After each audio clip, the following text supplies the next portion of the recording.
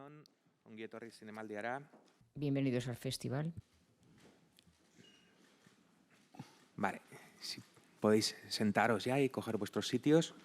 Hoy presentamos la película La hija, que está en sección oficial fuera de competición, y para presentarla tenemos aparte del equipo aquí sentado en la mesa y aparte del equipo allí en los asientos. Ahora presentaré a todo el mundo. Si tenéis preguntas para cualquiera de ellos, que sepáis que el equipo que está sentado entre la prensa también puede responder. Y para presentar la película tenemos a Manuel Martín Cuenca, director y guionista. Tenemos a los actores Javier Gutiérrez, Patricia López Arnaiz e Irene Virgués. Tenemos a Fernando Bobaira, productor de la película, y tenemos al compositor de la banda sonora, Guille Galván. Luego, aparte, debajo de la mesa, tenemos a Sofía Nelven y a Juan Carlos Villanueva, que son otros dos de los actores de la película. Tenemos a Alejandro Hernández, que es co-guionista junto con el director.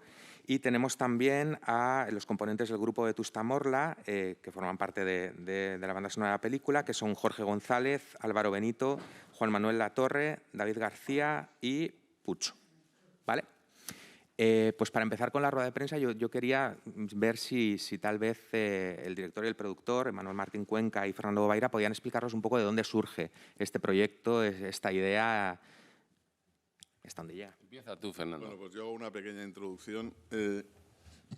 Bueno, esta historia parte de un argumento de Félix Vidal, que es un guionista australiano de origen español. Él tiene la idea, la concibe, y entonces un día hablando con Alejandro Hernández, le interesa escribir el guión, desarrollar la historia, y un poco después se incorpora Manolo. Y cuando se incorpora Manolo, pues Manolo es que habita, posee las películas y ya se convierte en una película de Manolo Martín Cuenca.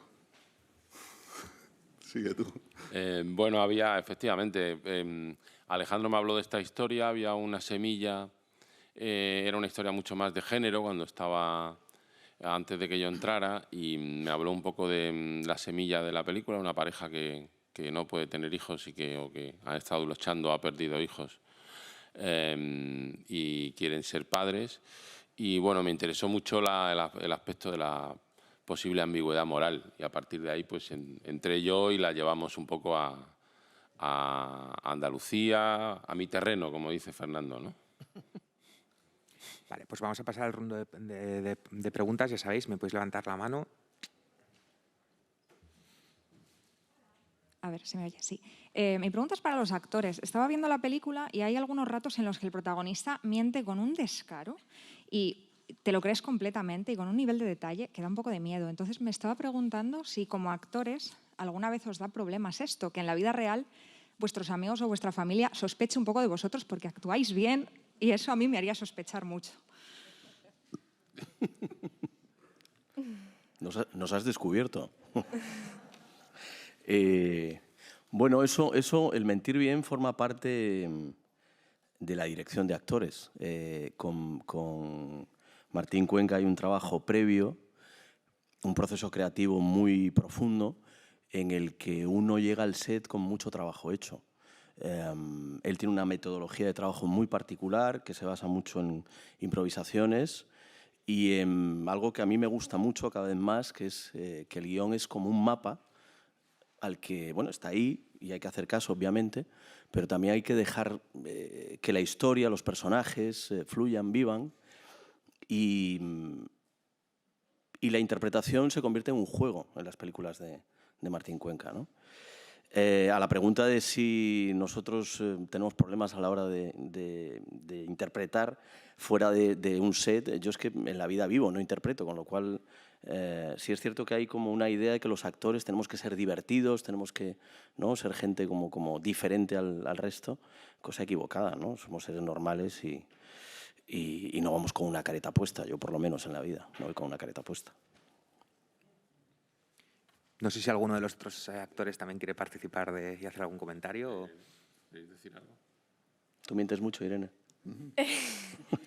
No, a ver, cuando eres actor y estás en tu zona de trabajo, mientes para que el espectador vea lo que tú quieres que vean. Pero cuando estás en tu realidad, en tu vida normal, no estás pensando tanto en lo que quieres que otra persona vea de ti, sino simplemente estás siendo natural y ya está.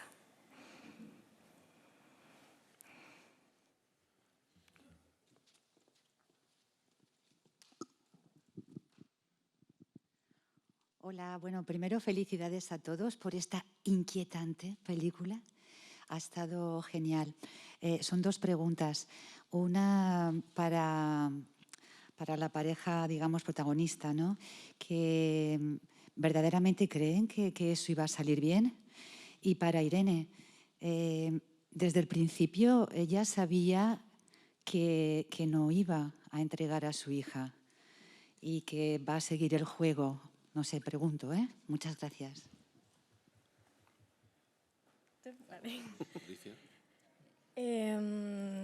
A ver, en el principio realmente es una chica que no tiene claro lo que quiere por su situación, entonces simplemente está perdida y llega su tutor, que es como su padre, que como que le da un camino y se siente segura a él y como que le convence.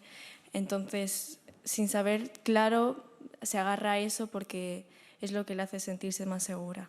Pero ella desde el comienzo no piensa que la cosa vaya a ir así. O sea, ella en el principio hace un acuerdo. Claro, lógicamente yo creo que los tres arrancan en la primavera, esta primavera que tuvimos súper luminosa, ¿no? Como arranca la película, que es la esperanza, ¿no? Creo que quizá Adela es la que más duda tiene. Al principio se ve un poco, ¿no?, su duda también cuando habla con ella, le ve que es muy joven, que no tiene las cosas claras, pero en el fondo, bueno, la idea no llega a ser mala. En el fondo es una niña, bueno, quiero decir, sin entrar a juzgarlo moralmente, sino más desde la mirada de los personajes, ¿no? Es una niña que tiene un contexto súper complicado y que es muy posible que aborte. O sea, entonces es una oportunidad de un ser que... Un niño que no va a nacer, unos padres que no pueden tener hijos y que lo anhelan, una niña que no tiene familia ni tiene nadie que la apoye. Entonces es como un plan del que todos van a poder sacar algo, beneficiarse, y siempre desde esta mirada del amor que nos hablaba tanto Manuel, yo creo, del amor, ¿no? En el fondo parte de ahí. Otra cosa es lo que va pasando después, cómo todo se va complicando tanto, que yo creo que está muy bien planteado las situaciones, ¿no?, a nivel de guión, qué situaciones, qué es lo que va pasando para que realmente te vayas sintiendo cercada a seguir adelante, a que no haya, en el caso de Adela, no hay vuelta atrás, es una cuestión de vida o muerte, es una tragedia realmente, ¿no? Ella lo vive desde un sitio que no hay opción, solo puede seguir para adelante, ¿no? Yo creo que en nombre del amor se cometen atrocidades, auténticas atrocidades. Y esta pareja busca desesperadamente salvar su amor y la única tabla de salvación que les queda, después de lo que han vivido y de lo que han pasado, es ese bebé. Es un pacto muy frágil, evidentemente, pero igual de una forma muy suicida y muy kamikaze, creen que puede salir adelante. Quizá más, como dice Patricia, en la mente de Javier que en Adela, porque Javier conoce perfectamente el mundo de estos chicos, ¿no? Chicos que vienen de familias desestructuradas, con problemas de drogadicción, de prostitución, y cree que de alguna forma está ayudándola a ella y ella puede ayudarles a ellos, ¿no? Es un quid pro quo. O sea que en teoría sí es cierto que cualquier pequeña grieta puede hacer estallar ese plan en 1000 pedazos, pero en teoría les parece un buen plan y un plan que se puede llevar a cabo.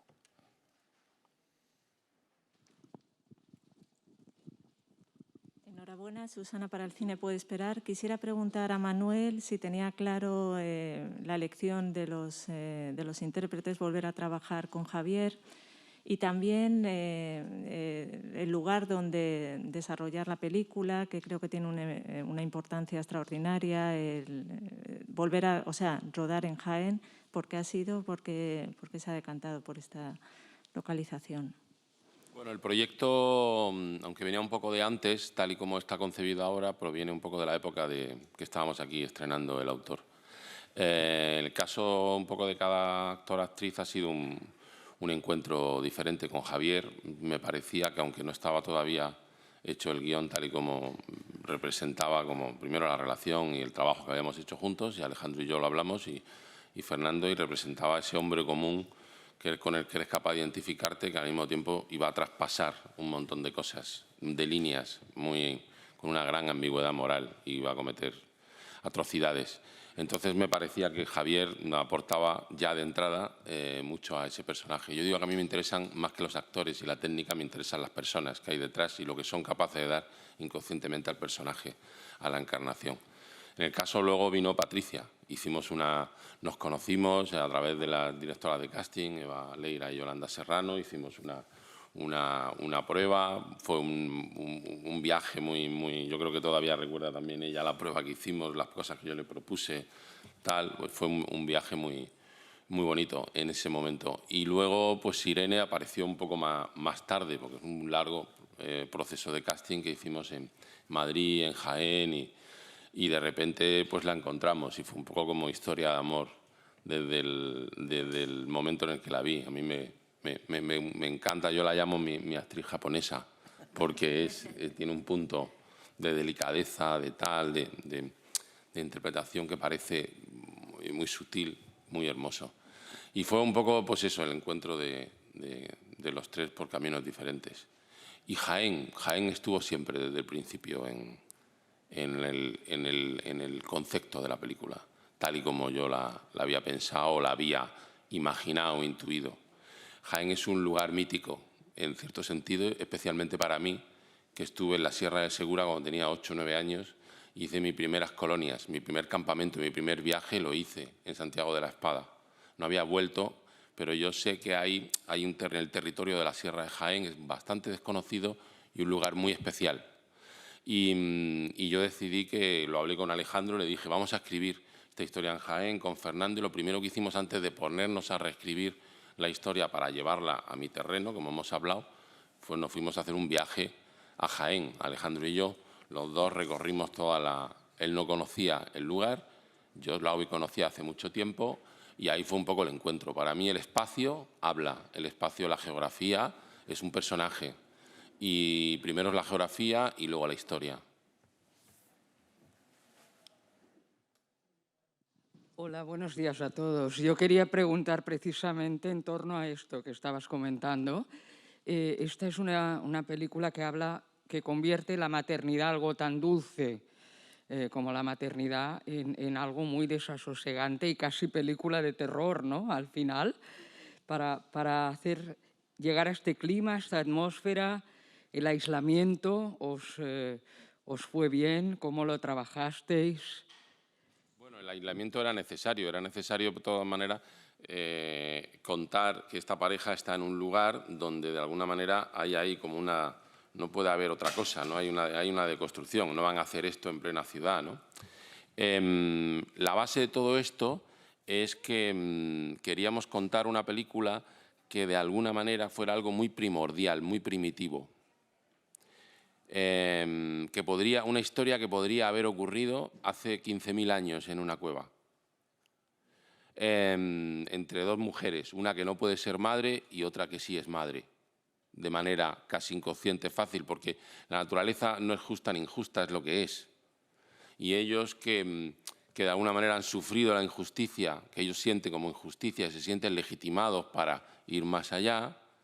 Y la gran pregunta es cómo, que eso nos pasa un poco en general. Yo quería deconstruir la película para hacernos esta pregunta de cómo reparar una injusticia sin cometer otra injusticia. Porque, claro, tu dolor y tu legitimidad de repente aplasta la del otro, ¿no? El derecho del otro, ¿no? Entonces, para mí era como hacer una película lo más primordial y lo más esencial posible. De hecho, es una película que tiene muy pocos personajes, que se juega básicamente entre ellos tres, que luego aparecen otros personajes. Es decir, se trataba un poco de decantar la película al primitivismo, en cierto sentido. Y ahí, de manera inconsciente, pues surge el drama y el thriller, pero es algo que yo no me planteo. Yo añadiría respecto a este tema de la maternidad, creo que lo interesante también es ver esa otra cara de la maternidad, ¿no? Porque al final, como sociedad, es verdad que tenemos esta idea de lo dulce de la maternidad, que por supuesto la hay, pero que también tiene otros muchos matices, ¿no? Que pueden ser muchísimos. En este caso, una pareja que tiene no sé si tanto es la pareja, pero Adela tiene una vocación maternal súper potente, un instinto maternal muy fuerte, y ellos han tenido un pasado que no se ve, no se explica, se puede intuir, supongo, espero, pero muy fuerte, un pasado muy fuerte respecto a su maternidad y paternidad. Y han pasado por cosas muy duras y nosotros trabajamos todo eso y transitamos todo eso. Y el día de rodaje, cuando llegamos, empezamos a contar la historia, veníamos cargadísimos de unos dolores muy fuertes. Y yo, por ejemplo, es un tema que no había tocado antes, y a partir de ahí he conocido muchas parejas que transitan situaciones muy complejas, muy largas en estos procesos y que sufren muchísimo. Muchas parejas que no llegan al final, que se rompen, que se quedan por el camino. Y bueno, creo que de hecho quizá la luminosidad y esta sombra de la maternidad y de la paternidad tiene que ver con la intensidad, con el poder que tiene este vínculo con la criatura que está o con la criatura que no está, pero es un vínculo tan fuerte que es lo que hablaba antes de tragedia, ¿no? Que lo mismo la luz y el parto y lo luminoso del parto y el ver al bebé y decir no puedo dejar aquí este bebé, es mío, como el hecho de llegar al límite que llegan Adela y Javier, ¿no? Bueno, hay algo animal en todo esto, en el buen sentido de la palabra. Somos animales. Parimos. O sea, las mujeres tenéis una cosa increíble, el don de la vida, la capacidad. Entonces, ¿qué pasa con la mujer que de repente no tiene eso? Y esa es un poco la lucha de dos animales. Intentábamos un poco llevar a esa cosa tan esencial.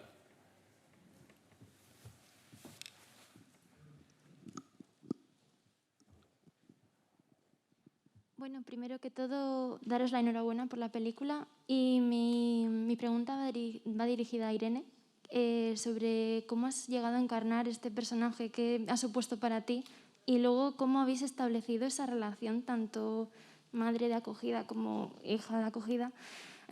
¿Cómo llegáis a hacerlo tan creíble, como esa especie de odio y recelo? Porque llega a ser un poco angustiante también. Y bueno, que muchas gracias también por la pregunta.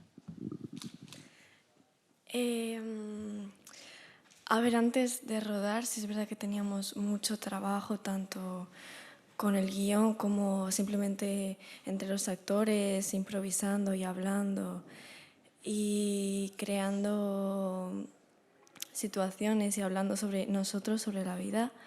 Y yo con Adela, por ejemplo, cuando llegué al sitio donde iba a estar viviendo esos meses y tal, tenía prohibido verla porque queríamos como empezar, desde que llegamos, empezar como poco a poco a crear ese ambiente de distancia, de frío. Sí, es verdad que luego en lo personal yo me llevo con ella increíble, pero es un trabajo que va con mucho tiempo y se va creando poco a poco. Y sí, y lo de maternidad, yo, o sea, no sé muy bien cómo explicarlo, simplemente es como que en los tiempos de descanso yo siempre tenía la tripa de mentira puesta. En los tiempos de descanso yo me trabajaba mentalmente y trabajaba en sentirlo y en imaginarme que de verdad debajo de esa tripa sí tenía alguien ahí, y antes de cada escena. Es un trabajo muy mental que yo no hacía antes, me metía de verdad y yo sentía de verdad en ocasiones que de verdad yo estaba embarazada y que de verdad me estaban quitando a mi hijo. Entonces es un trabajo muy mental para mí, y que lo hacía en los descansos y prácticamente todo el tiempo, porque siempre estábamos en un ámbito como en una burbuja. Estuve mucho tiempo metida en esa burbuja, y aunque estuvieran los focos, la cámara, no sé qué, siempre te sentías ahí metida en la película, rodando, no rodando, y fue un trabajo intenso cada minuto. Y eso, y respecto a la relación, sí que pasó esto, claro, la peli arranca desde la esperanza, es la primavera. Entonces, todo este pasado que ha tenido la pareja es un pasado en el que han caído, se han levantado, o sea, ha sido un renacer de sus cenizas, un esfuerzo continuo, una vida muy dura en este aspecto de la maternidad, y cuando aparece este plan es como la única oportunidad. Es decir, es una pareja a la que se les ha negado biológicamente y socialmente, ya se les ha negado el poder ser padres. Entonces aparece esta oportunidad y cuando Adela empieza a confiar en ello, digamos, y dice, vamos con esto adelante, que esto es lo previo, que no se ve, claro, en la peli partimos desde la esperanza. Entonces yo me acuerdo que Manuel no quería que nos viéramos nosotras, ¿no? Pero mientras estábamos trabajando, pues Javier y yo, bueno, como en sitios por separado, ¿no?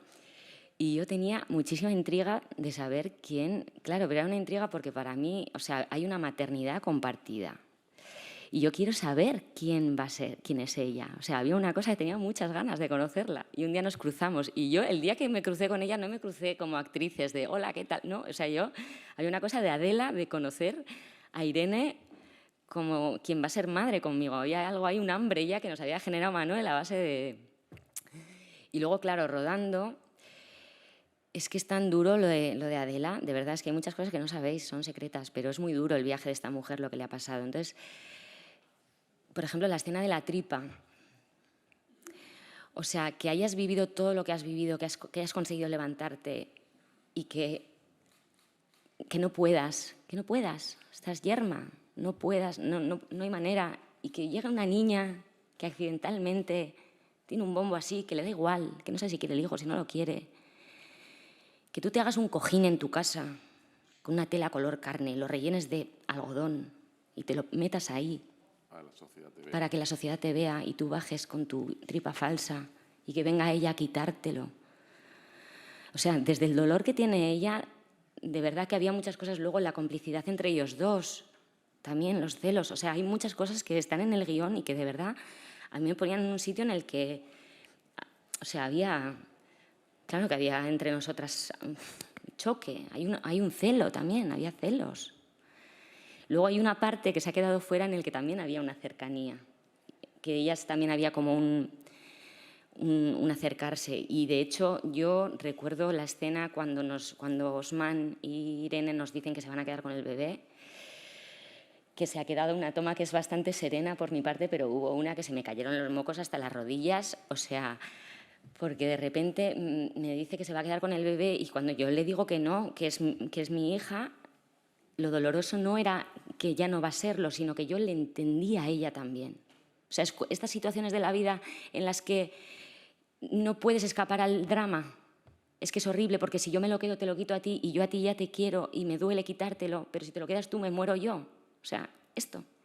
Entonces, es que está todo, la peli en sí, yo como vivencia, ha sido una tensión súper heavy. Sí, y creo que es lo que se ve ahí. Sí, es verdad que no sale, pero hubo un momento en todo ese tiempo y todos esos meses, un momento como en que se intentaron conocer porque también, o sea, yo le iba a dar a mi hija, entonces yo también tenía que saber a quién le estaba dando mi hija, que al final la estoy creando yo. Y sí es verdad que hubo un trabajo en un momento específico como de acercamiento y como de hablar la una con la otra y como entender también un poquito a la otra persona.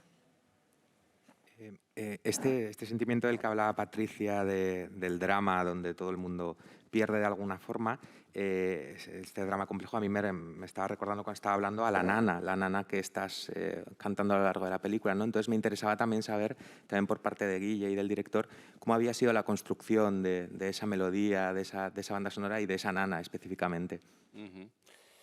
Bueno, quizás empiezo... Arranca. No, a ver, hay una cosa que a mí me gustaría decir antes. Yo cuando hablé con Vetusta les dije, no os llamo por vuestras canciones. Sois un grupo maravilloso, me encanta, pero me encantan las bases sonoras que hacéis.